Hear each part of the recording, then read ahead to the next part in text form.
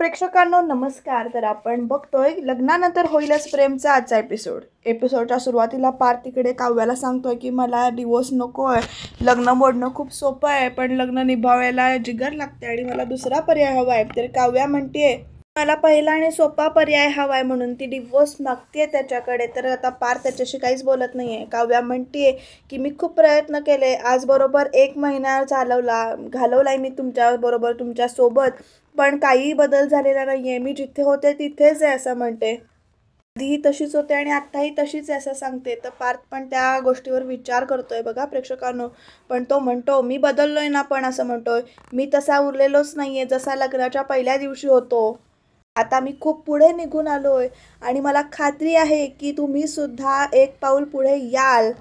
मला माहिती आहे तुम्हाला ऐकायला आवडत नाही, पण आई माझी नेहमी म्हणते की लग्नानंतर होईलच प्रेम. आणि मग काव्या त्याचं हे उत्तर ऐकून ना अशी हक्काबक्का होऊन ऐकतीये, म्हणजे तिला असं कळत नाही रिॲक्ट काय व्हायचं ते. पार्थ पुढे म्हणतो पण मी तसंही म्हणत नाही आहे, प्रेमाआधी आपल्यात मैत्री होईलच असं तो सांगतोय. पण त्यासाठी ना फक्त एक हात तुम्हाला द्यावा लागेल, एक चान्स तुम्हाला मला द्यावा लागेल, थोडा वेळ तुम्ही मला दिला पाहिजे त्याच्यासाठी. हे बघा आजपर्यंत तुम्ही काहीच म्हणजे मी तुमच्याकडे काहीच मागितलेलं नाही आहे, पण मी आज मागतोय तुमच्याकडे पहिल्यांदा, फक्त थोडा वेळ द्याल का तुम्ही मला. तर काव्या त्याचं बोलणं ऐकून विचार करते. पार्थ पुढे म्हणतो मी वेळच मागतोय तुमच्याकडे आणि वेळ देऊनही तसं झालं नाही तर मी शब्द देतो तुम्हाला की मी स्वतः तुम्हाला डिवोर्स देऊन मोकळं करेन असं त्याने सांगितलंय. आणि काव्या मात्र अशी डोळ्यात पाणी ऐकून ते सगळं ऐकतेय पार्थचं बोलणं. पार्थच्या डोळ्यात सुद्धा पाणी आहे बरं का प्रेक्षकांनो इकडे. आणि बॅकग्राऊंडला ॲज सच नेहमीप्रमाणे विरहाचं गाणं लागलेलं आहे. तर आता पिहू आणि श्रेया दोघीजणी काहीतरी बोलतायत, तर काय बोलतायत बघूया. आणि ह्याचा एक मोठं सस्पेन्स कळणार आहे बरं का आपल्याला प्रेक्षकांनो. तर की ते सरक तिकडे, तर ती म्हणते सरकते ना, तुला तर काय काव्या वहिनी टोचले का गं, शांतपणे सांग ना जरा असं म्हणते. आणि म्हणते काव्या वहिनी डोक्यात गेले माझ्या. अगं बघ ना गं, मला ना तर इतकं म्हणजे वेगळं वाटतंय ना, असं वाटतंय की उगाच मेकअप केला, उगाच रेडी झाले. किती छान डेकोरेशन केलं होतं आपण त्यांच्या फर्स्ट मंथसाठी, पण त्यांना काही फरकच नाही पडत. तुला ह्याचं पडलंय. अगं माझ्या फ्रेंड्सकडे मूवी नाईट होती, ते सगळं सोडून मी इथे थांबले, तर बघ ना मला पण हवं तितका ना केक असा खाताच नाही आला असं म्हणते. आणि मग ती बघते एकमेकांकडे आणि दोघींचं चाललंय स्टुपिड आहेस का गं तू जरा. अगं घरात काय चाललंय आणि तुला काय काय चाललंय. अरे घरात महिनाभर हेच सुरू आहे, त्याच्यासाठी मी काय माझं खाणं पिणं सोडू का गं असं विचारते. अगं खरंच म्हणते, खरंच सांगते मी तुला, म्हणजे बघ ना मी इतके दिवस घरात नव्हती, म्हणजे समर कॅम्पसाठी गेलेली, पोट्री वर्कशॉपसाठी गेली होती. मग मी जेव्हा घरात आले ना तेव्हा मला असं वाटलं होतं की सगळं आता चेंज झालं असेल, मस्त झालं असेल छान सगळं. अरे पण ह्यांची फाईट कधी संपतच नाही आहे यार. This is all because of Kavya वहिनी असं म्हणते. आणि मग त्याच्यानंतर सगळ्यांनी हे लग्न मान्य केलं, फक्त तिनंच मान्य केलेलं नाही आहे. खरं तर पिहू ना म्हणजे ती इतकी मोठी आहे ना, कधी कधी इमॅच्युअरसारखी वागते ना असं म्हटलं. तर पिहू एकदम काय म्हणते बघा प्रेक्षकांनो. पिहू म्हणते ती इमॅच्युअर नाही आहे गं, ती हेल्पलेस आहे असं म्हणते. आणि मग तिला काहीतरी आठवते प्रेक्षकांनो, तिनं बघितलेलं असतं जीवाला आणि काव्याला एकत्र. जीवा तिला फ्लाइंग किस देत असतो काव्याला, हे तिनं बघितलंय. आणि ती आता म्हणजे ती एकदम की नाही इमोशनल झाले, हेल्पलेस आहे काव्या असं म्हटल्यानंतर मग श्रेया म्हणते हो प्लीज काही हेल्पलेस वगैरे नाही आहे, ती आपला पार्थदा तिची किती काळजी घेतो, तिला किती असं सपोर्ट करतो, किती व्यवस्थित वागतो तिच्याशी. आणि ती तर रूढच वागते त्याच्याबरोबर, तिला त्याच्याशी प्रेमाने वागताच येत नाही का. तर पिहू एकदम म्हणते अरे कसं वागणार चांगलं, तिचं तर जी असं म्हणते आणि थांबते. आणि मग प्रेक्षकांनो ती बोलता बोलता थांबली आहे. तर पिहू विचारते तिचं काय, म्हणजे तिचं जी काय, तू बोल, काहीतरी लपवतेस तू माझ्यापासून, तुझी घाणेरडी सवय आहे तू. पिहू काय बोललीस तू असं श्रेया विचारते सारखं. तर पिहू म्हणते काही नाही असं म्हणून. तर पिहू माझ्यापासून काही लपवू नकोस, तुझी जुनी सवय आहे असं परत एकदा श्रेया म्हणते तिला. तर पिहू आपल्याच विचारात आहे आणि ते म्हणते हे बघ तुला मी आधीच वॉर्न करते, तुझ्या लपवण्यामुळे तू जर का पकडली गेलीस ना तर मी तुला वाचवायला येणार नाही आहे. तर पिहू म्हणते म्हणजे काही नाही तिला आता म्हणजे कसं रिॲक्ट करायचं, काय बोलायचं काहीच कळत नाही आहे. आणि त्याच्यामुळे ती एकदम काय करते बघा पिहू अगं ते ना असं थांबते. आणि श्रेया तिचा अंदाज घेत असते की ती आता बोलेल, तिचं ना जी म्हणजे घाबरते ती पिहू बोलायला आणि काही नाही म्हणते आणि झोपून जाते एकदम ती तिकडे काही नाही सांगत प्रेक्षकांनो. तिला माहिती आहे जीवा आणि काव्याचं काय नातं होतं ते, आणि समजा तिनं जर हे सगळं रम्यासोबत बोलले असते किंवा रम्याने हे सगळं ऐकलं असतं तर नेमकं काहीतरी वेगळंच घडलं असतं. आता ही श्रेया देवकर आणि रम्याला जाऊन सांगू नये एवढंच आपण म्हणावं लागेल. तर बघूया पुढे काय काय होतंय ते. तर इकडे वसू आत्या आणि रम्या दोघी बोलतायत. रम्या म्हणते, अगं तू काय सांगतेयस, म्हणजे नंदिनीने काव्यावर हात उगारला. बाप रे असं म्हणून खुश झाले रम्या. दिस इज समथिंग बिग असं म्हणते. अरे यार मी उगाच ऑफिसमध्ये तोंड फुगवून बसले होते, केवढा मोठा ड्रामा मिस केला मी. तर वसू आत्या म्हणते, नाही तर काय, तरी मी तुला हजारदा मेसेज करत होते, फोन करत होते, हे सांगण्यासाठी की हे सांगण्याचा प्रयत्न करत होते की आपण जसं ठरवलंय ना तसंच सगळं घडतोय, तू घरी ये. तर रम्या बघा कशी रिॲक्ट करते. वसू आत्या म्हणते, पण नाही ना, आमच्या बाईसाहेबांचा इगो ना त्यांच्या नाकाच्या शेंड्यावर बसलेला असतो, काय करणार. तर रम्या म्हणते, आई तर आई काय आई, हे बघ मी तुला मंजूला म्हटलं होतं सुद्धा की नंदिनीना जर का पार्थला अडवलं नसतं ना तर त्या नंदिनीने तुझ्या कानाखाली जी मारली ना तर त्याचा बरोबर आज वचपा निघाला असता ग. तर रम्या म्हणते, इट्स ओके आई. तर म्हणते, अभी तो बहुत पडाव बाकी आहे असं म्हणते. आणि म्हणते, तुला माहिती आहे का, म्हणजे आपण जो काही प्लॅन करू त्यातनं काही ना काहीतरी होईल हे माहिती होतं मला, पण काव्या चक्क तुझ्या तोंडात केक कोंबेल हे मात्र मला माहिती नव्हतं. तर वसू आत्या काय म्हणते, बरं झालं तिने केक कोंबला. तर रम्या विचारते, का. तर वसू आत्या म्हणते, माझ्या डायबेटीसमुळे मला कोणी कधी गोड खाऊच देत नाही, आज निदान केक तरी खाता आला, आई तू पण ना असं म्हणून रम्या आणि वसू आत्या दोघीजणी हसायला लागतात.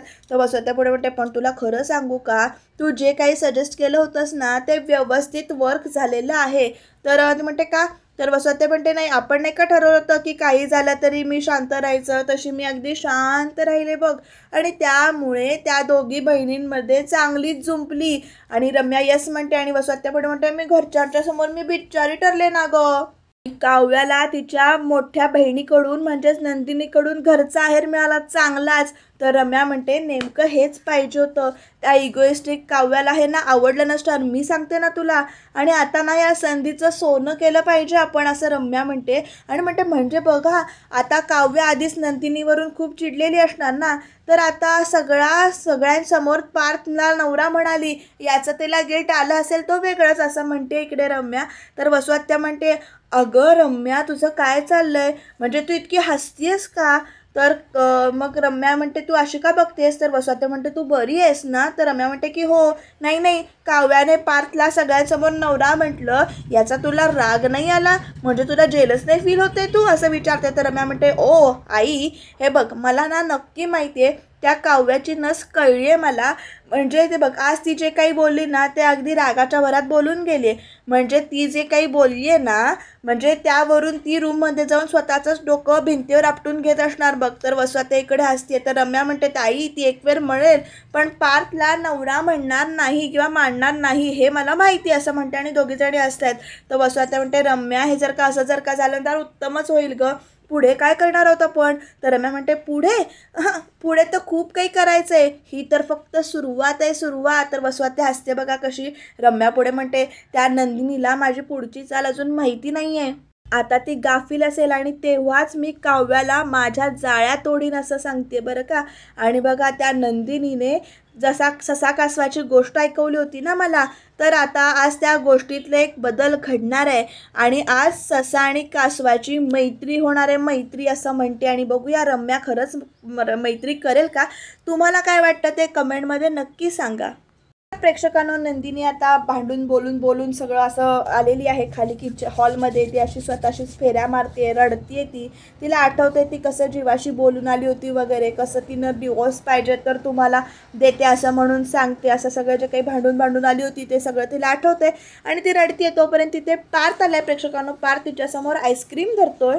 पार्थ म्हणतो, रडू नका हो मिसेस नंदिनी जीवा देशमुख काय आईस्क्रीम घ्या. तर नंदिनी म्हणते, नाही मी नको, रडत नाही आहे आणि मी माझ्या वाटणीचे आईस्क्रीम खाल्लं आहे. तर पार्थ तिला समजावतोय बघा प्रेक्षकांनो. तो म्हणतोय, हे तुमच्या वाटचं नाहीच आहे, ही जीवाच्या वाटची वाटी आहे, तुम्ही खाऊ शकता असं म्हणून. जीवाने खाल्लं नाही तर मग तुम्ही घ्या, तुम्ही जीवाच्या वाटचं तुम्ही खा, बेटर आहात तुम्ही. सो जीवाने जे काही केलं, एखादं काम सुरू केलं किंवा अर्धवट ठेवलं किंवा या सगळ्या गोष्टींची जबाबदारी तुमची आहे आणि त्यामुळे तुम्ही ते आईस्क्रीम खायला पाहिजे असं म्हणून तो आईस्क्रीम देतो.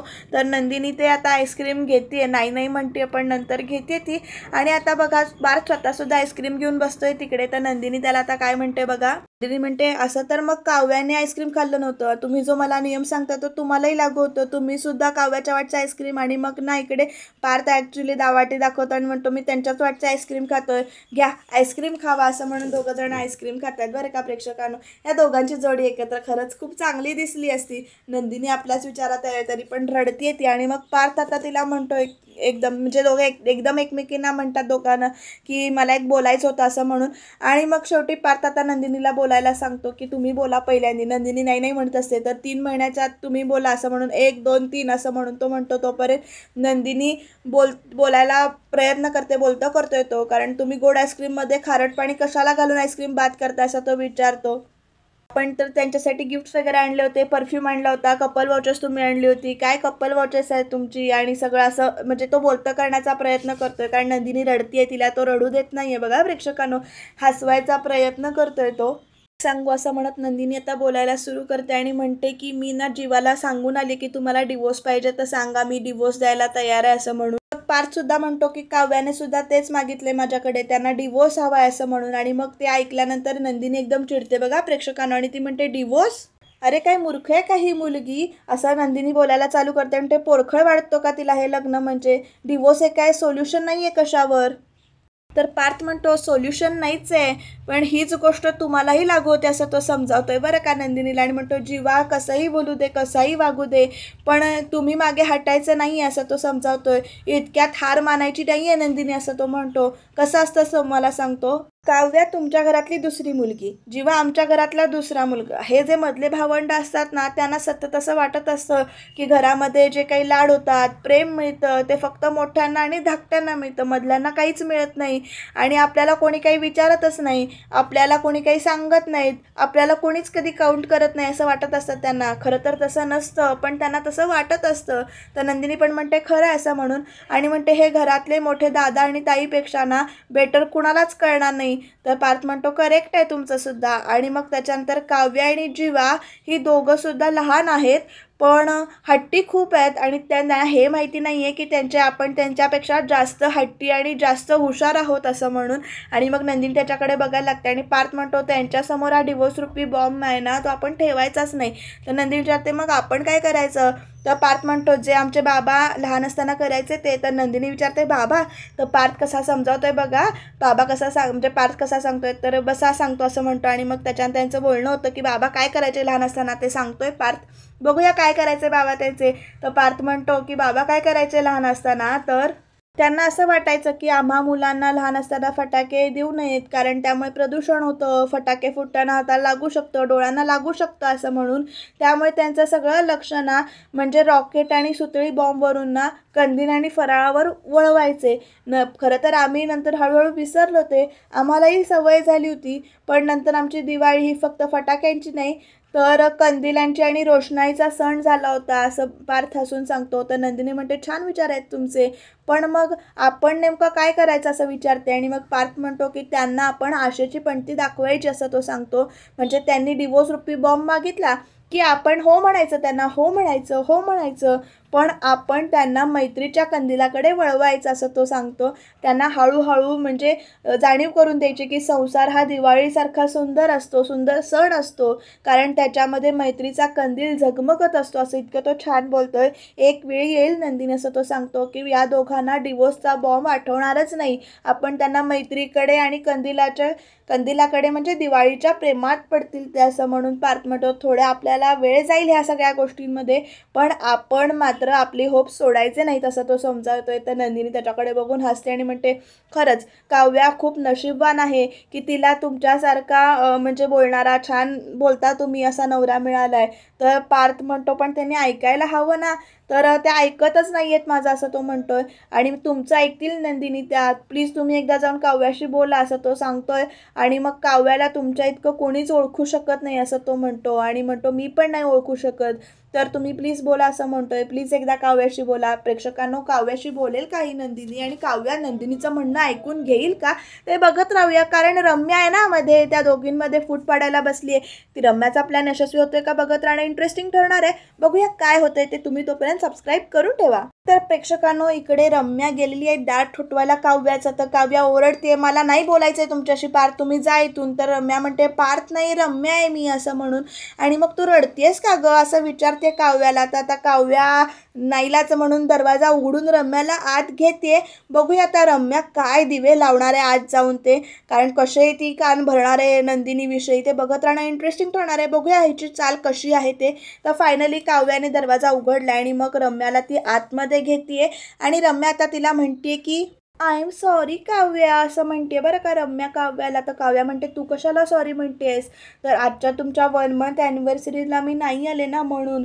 तर त्याच्यानंतर येऊन असं काय करणार होतीस असं विचारते काव्या. घरातले तमाशेच बघणार होतीस ना. तर रम्या म्हणते, काही म्हणालीस का, म्हणजे तोंडातल्या तोंडात बोलते हा काव्या.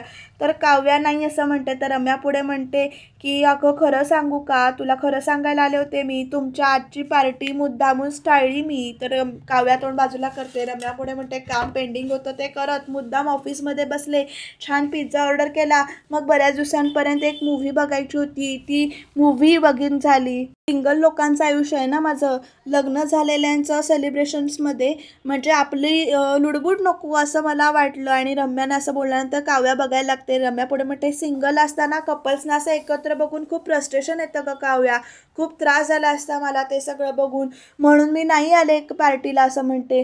पण घरी आल्यानंतर मला कळलं की जे काही झालं होतं ते, आज सगळ्यात जास्त त्रास तुला झाला आहे काव्या असं मला कळलं. आणि मग काव्या बघायला लागते बरं का रम्याकडे. रम्या म्हणते, म्हणून तुला मी भेटायला आली आहे. आणि मग त्याच्यानंतर म्हणते, मागच्या वेळेला मी रडत होते आणि तू माझ्याशी बोलायला आली होतीस असं म्हणून आठवण करून देते. आणि मग त्याच्यानंतर रम्या हळूच काव्याच्या खांद्यावर हात ठेवते आणि म्हणते, आज मी आले तुझ्याशी बोलायला. म्हणजे बघा कशी मैत्री करायचा प्रयत्न करते. तर काव्या रम्याकडे बघतच राहिले. आणि मग त्याच्यानंतर प्रेक्षकांनो, उद्याच्या भागात आपल्याला कळेल की नेमकं यांचं काय झालंय बोलणं ते, कारण रम्या हसत हसत बाहेर पडते. आणि जेव्हा नंदिनी काव्याकडे जाते प्रेक्षकांनो, तेव्हा काव्याने अक्षरशः नंदिनीच्या तोंडावर दरवाजा इथे बंद केला आहे. तर जेव्हा खूप रूढ बोललो आहे मी नंदिनीशी आणि त्यांना सॉरी म्हटलं पाहिजे असं त्याच्या डोक्यात विचार चालू आहे. आणि आता बघूया, आपण दोघी एकाच पारड्यात आहोत काव्या असं इकडे रम्या म्हणते काव्याला. आता बघूया पुढे काय घडणार आहे आणि कसं दोघींचं बोलणं होणार आहे, का दोघींमध्ये वादावादी होणार, का या दोघी बहिणींची ताटातून पुन्हा एकत्र येणार बघत राहूया. त्याच्यासाठी तुम्ही चॅनलला सबस्क्राईब करा.